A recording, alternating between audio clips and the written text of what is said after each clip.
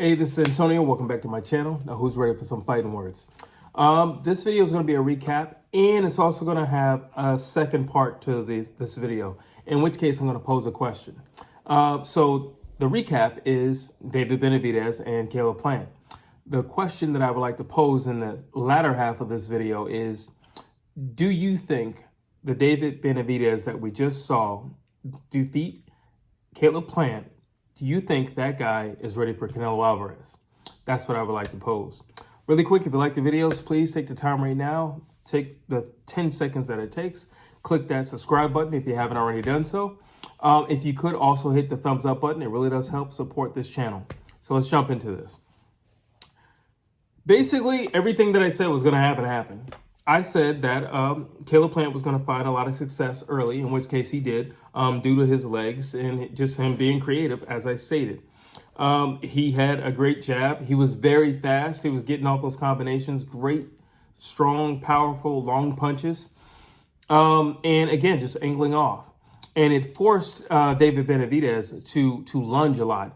And that lunging, got him hit a few times. Luckily for him, he can take a punch, and luckily for him, Caleb Plant is not the hardest puncher in the world. I know in Caleb Plant's his training camp, that was one of the main focal points of the training camp, was for him to actually plant his feet more and put some power in those punches. I think that's initially what he wanted to do, but I think when he felt the power that was coming back at him, I think it was safe to do what you do best and use your legs, and rightfully so, because I don't necessarily think if Caleb Plant would have fought the way I feel the initial game plan was, or at least the game plan based upon all the interviews that he had done and listening to the interviews of his coaches. I don't feel as if the fight would have went the distance for that reason. Because David Benavidez, here's the thing. Does he have amazing footwork? No, he just kind of walks people down because he's that big and he's that strong and he can endure that much punishment. But there's a few things that happened during the fight. Number one, I think David Benavidez needs to work on walking people down, because there was a stage or a point in the fight where he was basically following Caleb Plant as opposed to walking him down. And because he was following Caleb Plant was getting off on him. Caleb Plant was hitting him with all kinds of shots. Caleb Plant did one thing really, really, really well that, unfortunately, it didn't pay off the way he would like to, but he did really well. Those body punches, those straight body punches to the midsection. That was something that I felt he did extremely well. The only thing, I guess, just because of the sheer size of David Benavidez, he would have had to invest more than, what the situation called for, or I'd probably say him being in his comfort zone, leaving his comfort zone to get that close to do that. And David Benavidez has very long arms, and he was clipping Caleb Plant on the way out from a lot of those barrages. So it probably wasn't the safest thing in the world to do from Caleb Plant, but it was a very smart thing, and there were clean punches too. They were clean punches, and they did what they were supposed to do in the moment. But like I said, I just don't feel like he invested enough of them early enough, and just overall enough of them. To do a straight punch is different than, hitting the rib cage or something like that. It does invest a little bit more timing. Well, not invest a little bit. It invests a lot more timing. And, you got to take yourself out of your safety zone, your comfort zone, because now you're lining up in the line of fire and you're stooping low. So that means, number one, you're going to be right there. But number two, you're going to stand back up just to get out of there. So it's a danger zone. But he did it very well. It's just, unfortunately, it didn't add up. I'll just say it like that. And he just needed to invest more. But I feel like had that have been anybody else, I think that individual would have been in trouble. Quite frankly, had that been anybody else. But like I said, everything happened the way I first saw that it was going to happen. The problem was, that's the reason why I did my second video for David Benavidez, because the reality was, I'm like, well, if Canelo walked you down, and Canelo's smaller than him, if Canelo walked you down, if Canelo stood in front of you, I'm assuming this guy's going to stand in front of you as well. And I'm also assuming he's going to have an easier time walking you down just simply because he's taller and simply because he's bigger. And I'm pretty sure he can take more than Canelo can take. He's younger than Canelo. He's bigger than Canelo. And David Benavidez is a naturally big dude. Like, that's him slimmed down. But he can easily hit 200 pounds plus. Not a problem. So I knew that would happen. I knew early on it would be Caleb Plant, and it was. And it very easily it was Caleb Plant. He was doing his thing. And once again, we got to see why he's called Sweet Hands. And I probably say sweet feet too, because he was doing his thing. And his movement, he was very comfortable, very cocky in there, looking out the rope as David Benavidez would miss. I mean, he was doing some things in there. And there's a lot of things that were notable and memorable about his performance. And, I agree with Deontay Wilder, who said nobody lost in this fight. They both fought admirably. And I agree with that. I don't feel like Caleb Plant should hold his head down based upon this fight. I think it was just a very uphill challenge. And quite frankly, I just don't think he had... It wasn't that he didn't have the firepower. He didn't have the impact of the firepower, basically. Like he's toting handguns and he's toting rifles. There's a difference. So it wasn't going to be the same amount of firepower going back and forth. And he hit David Benavidez. And I don't think at any time he hurt David Benavidez, but he definitely tagged him up. He definitely, pieced him up here and there. He had I'd probably say the whole first of the fight, at least 4 rounds, he did his thing. And then there were pockets here and there where, he would do something. But overall, it was just the sheer size, the sheer determination, the sheer juggernaut-like force that is David Benavidez. I mean, dude's not going to stop, period. And, he got a taste of what Caleb Plant had, and he knew, I can walk this guy down. He knew he could be patient with Caleb Plant. He knew it. And like I said, once the body work of David Benavidez kicked in, it was going to be an uphill battle for Caleb Plant, and sure enough, that's exactly what happened. His legs went away, and I said once his legs go away, he's going to have to fight. And I don't think he can keep this big dude off him. I just don't. And sure enough, he couldn't.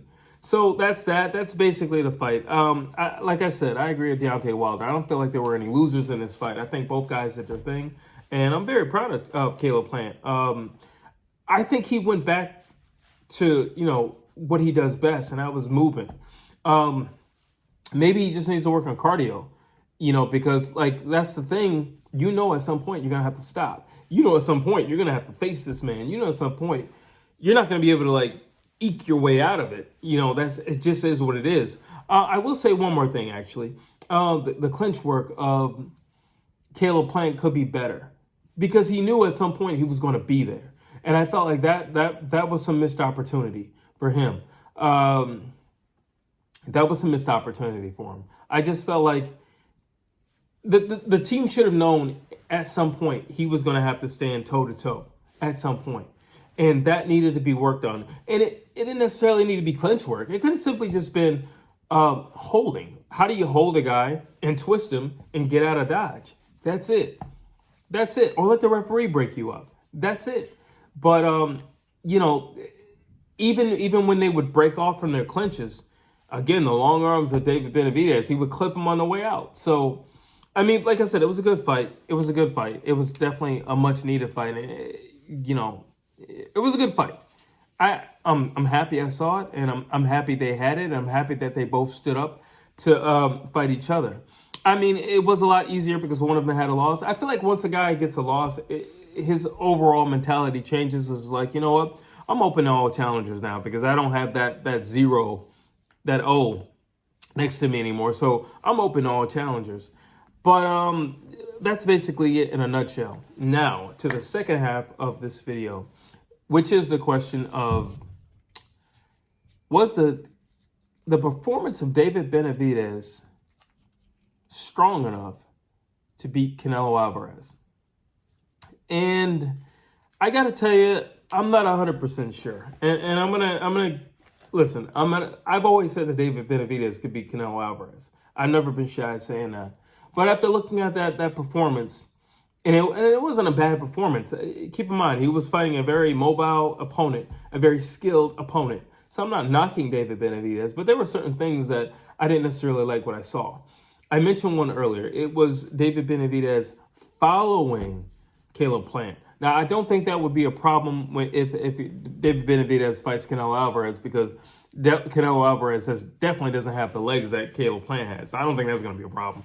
But one thing that I saw that I didn't necessarily like would be well, actually, let me finish that thought.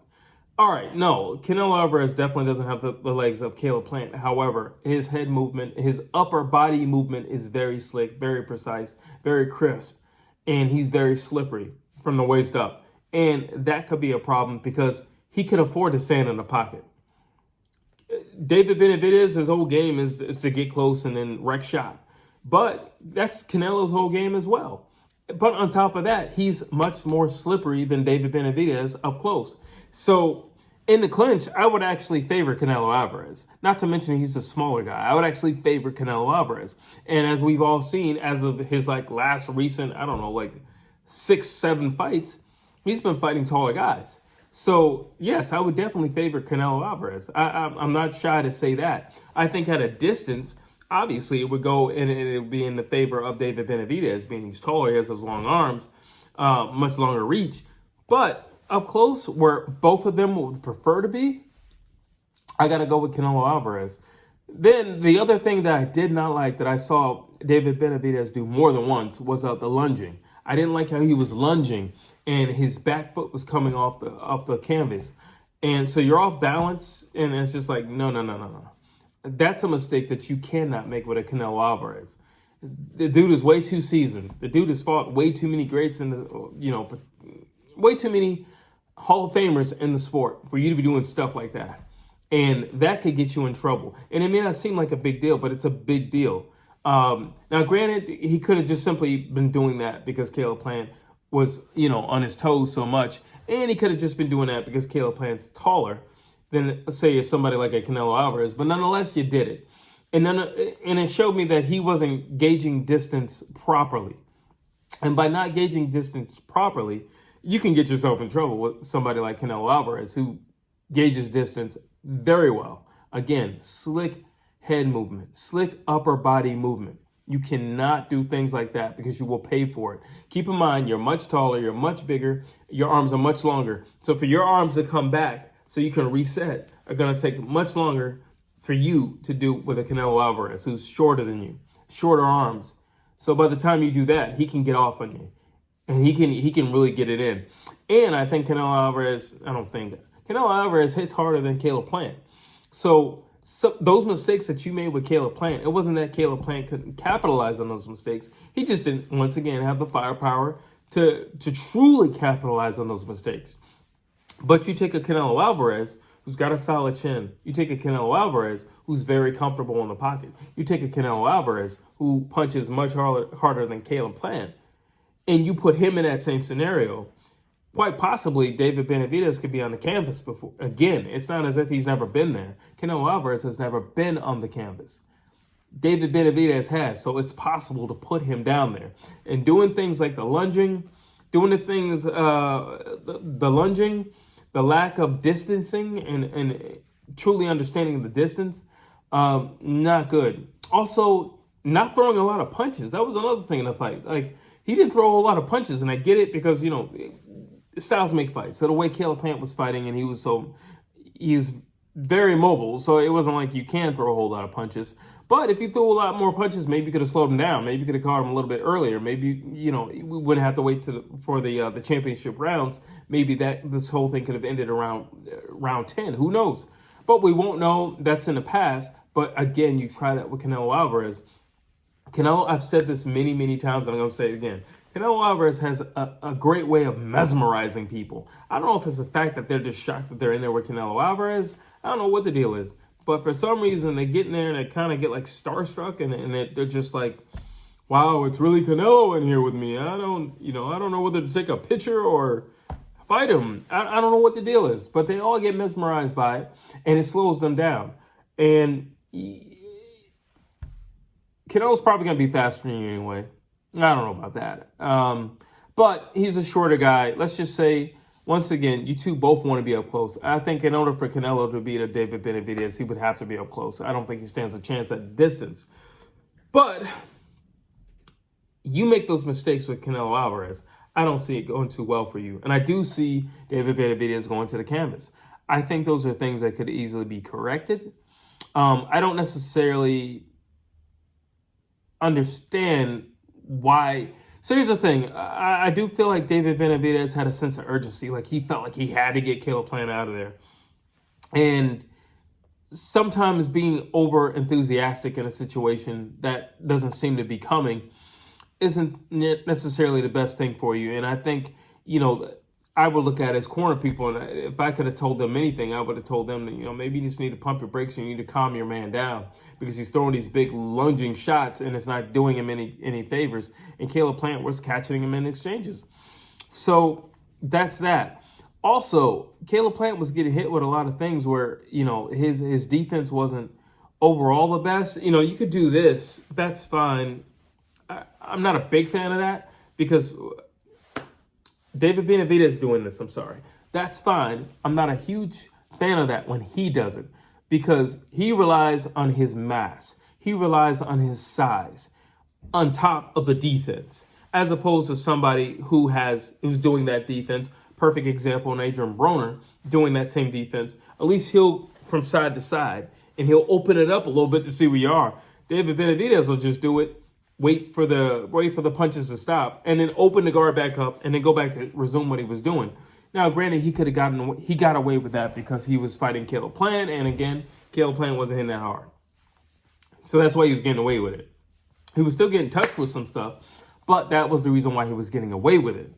You cannot do that with a Canelo Alvarez. Again, you've been put down before, and I think Canelo Alvarez can put you down. I'm not saying Canelo Alvarez can finish David Benavidez. And in fact, at this point, I would say it's a 50-50 fight. Prior to this fight, I always said it was a 60-40 fight. So now I'm giving it more of a 50-50 fight. I think up close, Canelo Alvarez is going to do damage. And Canelo Alvarez is going to step up in competition. So that's that. He doesn't mind being on the ropes. Caleb Plant doesn't like being on the ropes. Canelo doesn't mind being on. Canelo Alvarez will stick himself on the ropes. And it's not necessarily because you put him there. It's because he wants to take a round off. And he'll just dodge your punches in the meantime. So it's totally fine with him. You're not going to get Canelo Alvarez in a situation where, I don't know what to do. No, he knows what to do. I'm sorry. He knows what to do. So looking at this fight, I would have to say now I'm saying a fight with Canelo Alvarez is a 50-50 fight. Prior to this fight, I always thought that David Benavidez, not that he would wipe the floor with Canelo Alvarez, but I always said that he would win the fight. Now, I do not know. I think it's a very, very, very even fight. And I don't think with his, with his mentality, David Benavidez, I don't think he would have the smarts in the moment of the fight to back off and realize, you know what? I'm the much taller guy with the longer arms. Maybe I should fight at a distance because he knows that I would say the majority of his success has come from him fighting in the pocket and just muscling guys down. And I don't know. I don't necessarily think with Canelo that's the best tactic to take. So that's my fight recap for David Benavidez versus Caleb Plant. And the question that I posed, does that David Benavidez beat Canelo Alvarez? I want to know your thoughts. Drop your thoughts down below. Tell me what you think. Tell me if you agree with the fight recap. Tell me what you think about David Benavidez and Canelo Alvarez. How does that fight match up in your eyes? Drop your thoughts down below. As always, please like, please share, please subscribe to this channel.